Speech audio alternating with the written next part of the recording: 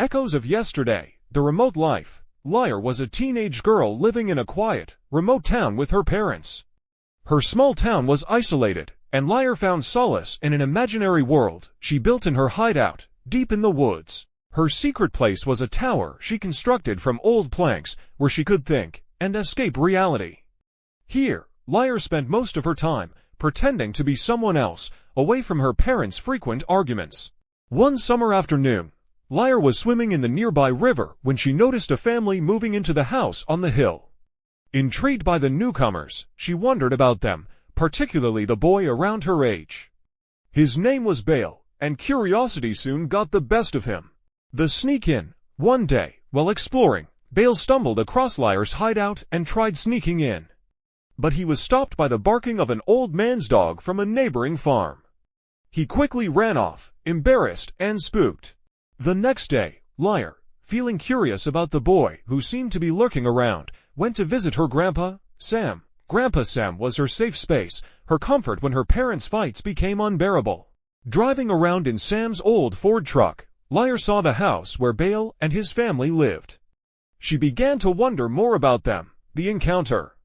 It wasn't long before Bale, his mother, and his little sister showed up at the local shop where Lyra's grandpa worked.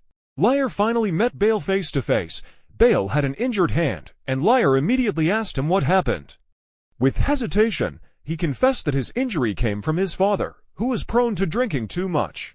Lyra's heart softened for Bale, but when she overheard her own parents arguing again at home, she was filled with frustration. Needing a break from it all, she retreated to her hideout. But something was wrong. The ladder she used to climb up was gone, replaced by a tarot card. She recognized it as Bale's. The confrontation. Furious, Lyra ran to Bale's house to confront him. His father chased her off the property, but just as she was about to leave, she saw Bale sneaking out of the back door. She followed him quietly into the woods, where she found him shooting cans with his father's pistol. When Lyra demanded to know about her ladder, Bale hesitated, unwilling to explain. Anger boiled over, and when he tried to jump at her to grab the gun from her hands, Lyra instinctively pulled the trigger. The sound of the shot echoed through the trees as Bale tumbled into a pit. Lyra panicked as she called his name, but there was no response. The escape. Filled with dread, Lyra rushed home, hoping to find Grandpa Sam for help, but he wasn't around. She went back to Bale's house, desperate to tell his family what had happened, but they refused to listen. The weight of guilt bore down on her as the days passed. Nobody believed her story, and she was sent to the city, away from the town and her past, to work as a transcriber. Haunted by the past, in the city, Lyra's new life became a nightmare. The haunting image of Bale's fall constantly played in her mind, and the guilt kept her from focusing on anything. No one would believe her, and her mental anguish affected her ability to keep a job. Eventually, she lost her apartment and was forced to move back to the town she had tried to escape.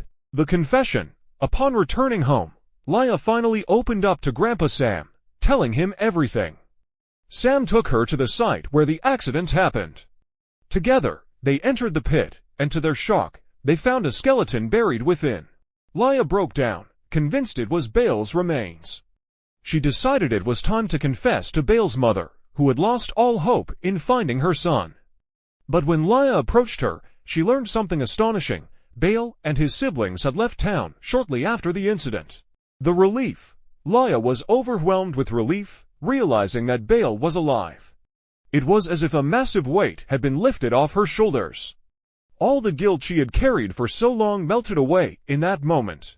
As she started piecing her life back together, she heard news that her father's book had been gaining attention in the city. The book, featuring an image of Lyra and her father, became a bestseller. The reunion. Bale, now living in the city, received word that his mother was ill. He returned to the town to check on her, and it was there, in the place where their pasts intertwined, that Bale and Lyra met again. The old wounds between them began to heal as they shared their experiences and let go of the pain that had haunted them both. The story ends with a powerful moment of reconciliation, showing how healing can emerge from even the darkest places.